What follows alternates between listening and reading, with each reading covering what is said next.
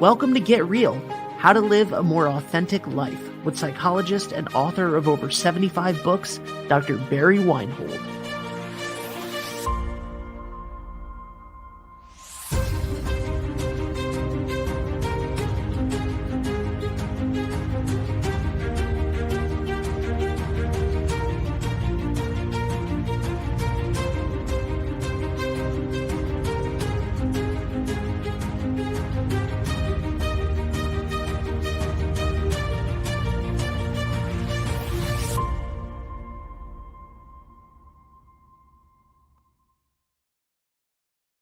Hello, everybody, and welcome back to How to Live a More Authentic, to Get Real, How to Live a More Authentic Life with Dr. Barry Weinhold. Dr. Weinhold, how are you today?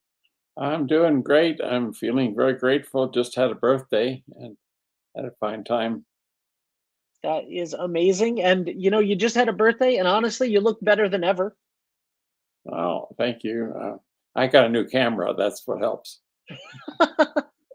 That is the tip to aging. Just get new cameras every year. I think that's fantastic. What'd you do? Did you do anything special for your birthday? Yeah, I went soaking at the hot springs in Manitou Springs and went to my favorite Mexican restaurant for dinner afterwards. Uh, and my girlfriend surprised me with a birthday cake. That's awesome. Uh, Very nice. so I had a good time. That sounds like a wonderful time. What are we talking about today? Well, the book is out. It's finally done and published. So I'm going to talk a lot about the book. And the book is titled "What Is Your PsyQ?" And the subtitle is "Increasing Your Psychological Intelligence Through Self-Therapy." So there's the title. There's the cover of the book. And I also want to talk a little bit about. I was kind of reflecting on why I started this podcast. It's been a while now since we started. It's about a year and 3 months into it, and maybe it'd be good to revisit that again. So I thought about it, and I actually last night I watched re-watch it again. The classic movie "Being There" with Peter Sellers. It's a classic about how to live authentically. I mean, in the movie, John C. Gardner, the character that Peter Sellers plays, is totally authentic, and everybody is totally don't know how to figure him out, don't know how to really understand what he's trying to say, and he's just telling the truth about who he is and what he's doing, and it's really a remarkable movie. I recommended all of my graduate students in counseling to watch that movie because it has a really a profound message about how to what happens when you live very authentically and you are radically present as a result. And that's the thing that most people have trouble with. And so I'm really excited about the book because I've been talking about it for a year and 3 months on the podcast, but now I have a book that can expand on that even more. And so I'm hoping people will find an opportunity to find the book and really look at the whole idea of authenticity, living a more authentic life. Because the purpose of the podcast when I first started it is the same. It is to really help you become more authentic in your life, live a more authentic life, as the title suggests. And the information that I've been giving you on the podcast is designed to help you really find a way to get there. What are the ways that you can live more authentically? How do you develop that in your life? And I'm excited about sharing that because I was able to do a lot of that, and I'm now living the life that I've always wanted to live, and I just want to share that with the joy of all that with others, and let other people know that this is really. And I didn't know this early on in my life, but later on I found out that, according to Carl Jung, being authentic is our birthright.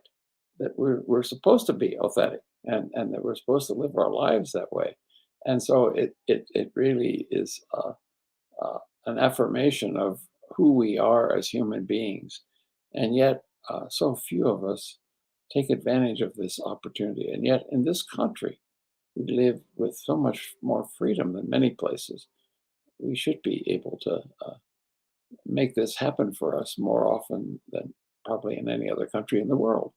But we still have problems with living what is out of what I call the false self. And the false self is really part of what we learn growing up, that actually early on we begin to see that being authentic is not easy, that people don't respond to you the way that you hope they would if you are authentic. So I'm really looking at how to help people become more aware of the false self that's showing up, and how that false self is maybe dominating their lives and helping them make poor decisions in some cases about the way that they live their lives. So I'm going to talk a lot about that, and this month I'm going to be focusing on the book almost exclusively. Talk about why I wrote the book, what it's about, and then I'll talk about how to increase your psychological intelligence through using the book and reading the book. And then I'll give a couple of examples in other episodes of activities that are in the book that will help people get an idea about what it means to be authentic, and how to live a more authentic life, and how to raise your psychological intelligence to do so. And the two most important skills that people need, and the book will help you learn those, is self-reflection and self-correction. That basically you are trying to uh, figure out why you do what you do, and why you say what you say, and why you feel what you feel. But many people have a hard time with that. They don't actually know why they feel what they feel, or what they say, or what they do. They don't know why they do that. And that's where the whole idea of psychological intelligence comes in. Because once you're psychologically intelligent, then you have a better opportunity to reflect on why you do what you do, and why you say what you do, and why you feel what you feel. So the book is designed, as this podcast is, designed to give you tools to help you uh, become that person that can live authentically and enjoy life at a deeper level. So that's what the whole thing is about. And it's available now at Barnes and Noble Press. You can go to their website. You can actually probably call one of their brick and mortar stores and order it. And it is available both in as an ebook, as an electronic digital copy, and as a paperback that you can hold in your hand. So either one of those could be purchased through the Barnes and Noble Press website, or calling or visiting a Barnes and Noble store. In addition to that, it's on my website, and there's a link on the website to the Barnes and Noble platform where the book's for sale. So I'm hoping some of you take advantage of that. And as I talk about the book, I think you might get an idea about why this book might be important to you, and because it'll give you the tools that you need to live a more authentic life. So, Ben, do you have anything to add about that? I'm really excited to read the book myself. I'm gonna grab a copy tonight, and my question is, just the first thing that pops into my head is, what is a PsyQ? Can you give me the definition of PsyQ? Absolutely, yes. Psychological intelligence is that Daniel Goleman wrote a book called Emotional Intelligence, which I think was a very good first step in terms of helping understand how to really understand and maybe uh, regulate their own emotions. But it didn't go far enough. And so psychological intelligence takes you further than that. It's not just what you feel, but it's what you do and what you say that's important. And and being able to know why you do those things, why you say those things, as well as why you feel. So it's a way of understanding your own psychological process because unfortunately, there's nowhere you would have learned that. I mean, the only way you learned it informally is by watching other people, and if you watch some people who had a good had a high psychological intelligence, then you probably picked up some of it that way. But other than that, there are no classes in school on psychological intelligence. There's no places where you would get that. So this is the first book out that really reflects and focuses on that kind of intelligence. And I think that basically our democracy depends on it because we depend on people who are able to be authentic and to operate out of their own kind of belief system, their own attitudes, their values, and make choices in democracy and vote for people that reflect mostly their own kind of internal understanding of who they are. Now, if they don't really have a good understanding of who they are, then they likely will end up following some other leader that maybe even doesn't represent who they most value. But if they don't really understand their own psychological processes, they will make poor choices in that realm as well. And so, democracy to flourish really requires people with a higher level of psychological intelligence to make better decisions about their life and about things that affect them. So, that's the way I've been looking at it. Does that make any sense, Ben? Absolutely. The more, the more psychological intelligence that we have, I think without it, it's really hard to communicate with other people. And I think that's why we're seeing a lot of division. Yeah, I mean, do you know why you do what you do and why you think or you feel things? I, uh, I have some ideas, but I mean, I doubt that they're probably correct. Well, most people don't know. And that's what I'm really going after. And then, in addition to that, people are their behavior is affected by their beliefs. I mean, everything you do and say and feel is affected by some kind of belief that you develop. Now, many of these are core beliefs that you developed at before the age of 10. And if you don't change them, by the time you're 40, you're still using 10-year-old beliefs to run your life. And that doesn't usually work as well. So I am always in the book.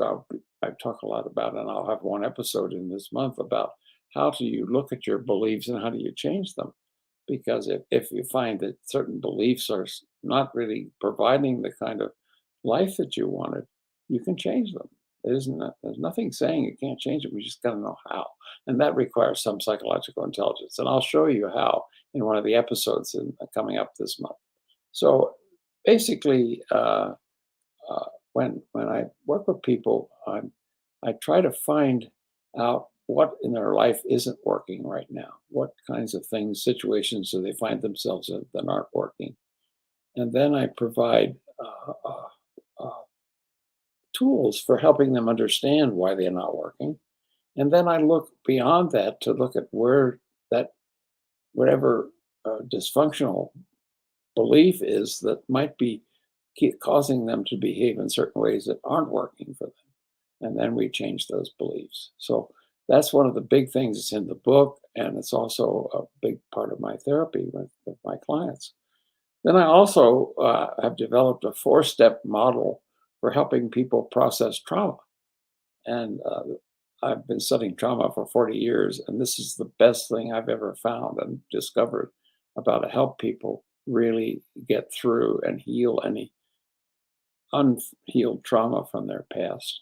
And most people have some, maybe some have a lot, but it's really important to understand what the trauma is and how it developed. In the 4-step model, I'll talk some next time. In the next episode, I'll talk about how I use that in specific ways with clients and how the book shows you how to use it so that you can become your own therapist. So, do you think that's what do you think about the idea of becoming your own therapist, Ben? It's intimidating. I got to be honest. The idea of The idea of becoming my own therapist is incredibly intimidating to me, Barry. I'm going to make it simple. Okay. The book really lays it out in a very simple way so that it isn't as uh, as intimidating as it could be. And I think there's a lot of people, and there may be people who read the book and then decide after they've read the book that they want to go to therapy. And they maybe have saved themselves some time and money by reading the book first, because it can prepare you actually for therapy if you want to go deeper or you have other issues that you don't feel like you've covered in the book. You can still go to therapy and you'll be a much better client as a result of reading this book. And so I would recommend all therapists who are watching this podcast or listening to it to recommend the book to their clients, because it will help them become better clients, and they'll help make the therapist job a lot easier. So that's kind of the nutshell about what the book's about. And I wrote this for a couple of reasons. I think it was really about trying to put in place uh, a lot of the ideas that I had and I was using with with my clients. But I was also encountering people who were therapy phobic, and I had some friends who were therapy. Oh, I'll never go to therapy. Well, that's for sick people. And so I kind of thought, well, gee, I'm doing all these things with my clients that are working. What if I wrote a book that for the general public that that shared all the secrets that I have that work, and it actually makes therapy less intimidating and less scary for people. So it can have the effect of helping break down that therapy phobia. But I thought of, in the meantime, the for about 80% of client problems that I see, they probably, if they read the book, they might be able to solve them themselves. So I kind of look at my own experience with clients and I say, well, they just didn't have enough psychological intelligence to understand what problems they were having and how to fix them. So giving them the tools to do that will make it possible for them to be their own therapist. That's how I've been thinking about it, Ben. I love that. And, I think that, and we talked about this last time, there are so many people that won't go to therapy for one reason or another, whether it's money or insurance or stigma or fear, right? There's a lot of reasons why people don't go to therapy when they should, or when they know that they should, or maybe they don't think so, or they're just intimidated, or they can't afford it. And I think that this is an excellent way to sort of knock down that barrier. Well, interestingly, though, in my work with clients, I'm seeing a lot more young people who are choosing therapy for the first time. And that gives me some hope for the future, that the stigma is breaking down. And this book may help to bring it down even further, because it reveals a lot of the so-called therapy secrets that I have had and that I've used, and it says, yeah, now it's no longer a secret. Here's the information. Here's how to help yourself, and here's how to be your own therapist. So I'm really excited about the possibilities, and I've had opportunities. Like I had one client who I saw him for, well, not a long time, maybe 6 months, and he made incredible progress. And I taught him a lot of the tools that I thought he would need to do his own therapy. And then he moved and he stopped therapy. And a year later, I got an email from him saying, I'm still using the tools that you gave me in that time we were meeting together, and I'm making incredible progress. And he starts listing the things he's doing in his life. And it's clear that he's just totally changing his life in every aspect with just the tools that I gave him in therapy. So I think it is likely that some of the readers of the book will begin to pick up ways that they can improve their life and improve the way they think about and feel about and themselves and others, and maybe how they decide on things and what kinds of decisions they make. Because frequently, people who have early trauma or have or living out of a false self are tend to really make poor decisions. That's the biggest problem I see when I work with people, is that they're now living with poor decisions, and they Hmm. don't know how to get out of them. Sometimes it's a poor decision to get married to somebody, and now they're stuck and they don't know what to do. But others, it's job related, or it's just it's friends that they've hung out with, and there's a lot of things in their life that don't really contribute much to their authenticity. It tends to They tend to become people pleasers, and I'll be talking a lot about that too, as a part of the false self, and how we really don't uh, make decisions and make choices sometimes of our own free will. We tend to try to please other people, hoping that somehow that would make them like us more, or want to be with us more. So that's really a part of what I'm talking about here. And so what in the book, what I did was I put together a self quiz, which you could put up on the screen, and just I can talk about it while you have it up there. It's how to increase your psychological intelligence, and there's 36 items in there. Uh, these are all stated as things that, if you accomplish these would be part of living an authentic life. And then you're to rate yourself on this self quiz from 1 to 10. 1 meaning I don't know much about that one, and 10 being, yeah, I know a lot about that. I've pretty much mastered that one. And then you look through, and after you've scored it, you look at the items where you only scored 5 or less, and those are the ones to work on. Those are the areas where you're you're probably uh, going to succeed by helping you find your weaknesses first and do something about those.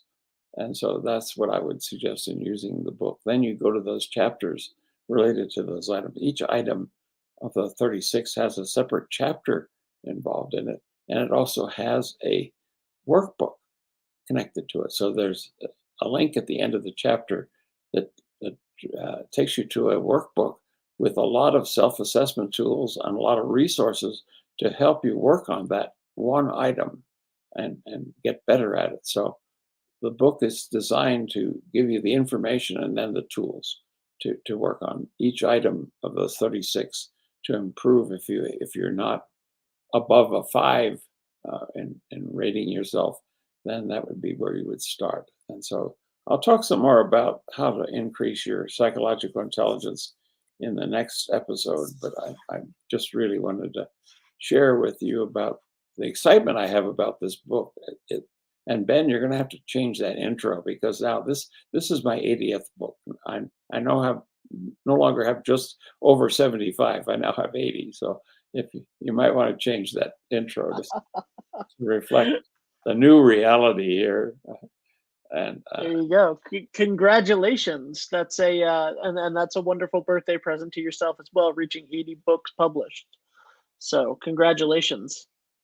well, thank you. And I'm not done yet, but I'm going to shift my professional life a little bit.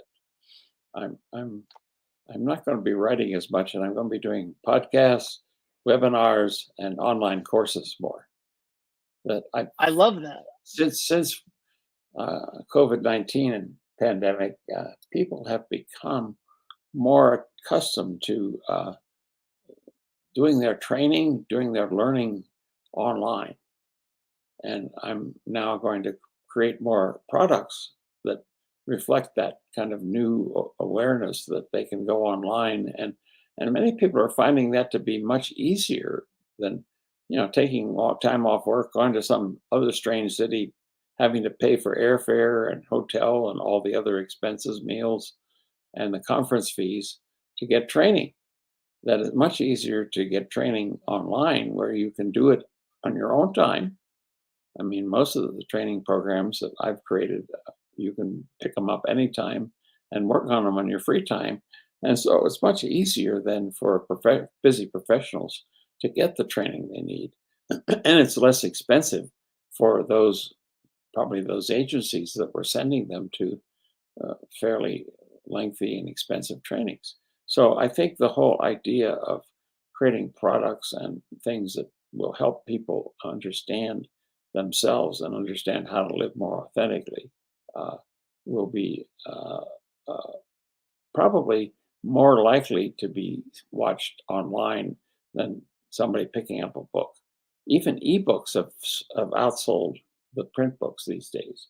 So there's more ebooks sold than print books, and so that tells me again that people want the convenience of being able to read the book online, or if they want to download it and print it out, they can. But if they want to just read while they're doing something else, they can do so. So that's about all I want to say for this segment, this episode. But I'm looking forward to talking about in the next episode about how do you really raise your psychological intelligence. And so that's what I'll dig into next time. Perfect. Thank you so much, Barry. This has been awesome, and everybody can check out the book. You can go to circle.org to get all of the links and find out all of the information on the book. Is there anything else? What are we talking about next time? Well, more about how to increase your psychological intelligence. I'm going to give you some specific examples in the next episode about how to do that. Perfect. Thank you so much. All right, everybody, that is it. Check out circle.org for all of this, the self quizzes, the book, What's Your PsyQ, all of the other 79 books that Dr. Weinhold has written. Check those all out, and we will see you guys next week. Thanks so much for watching.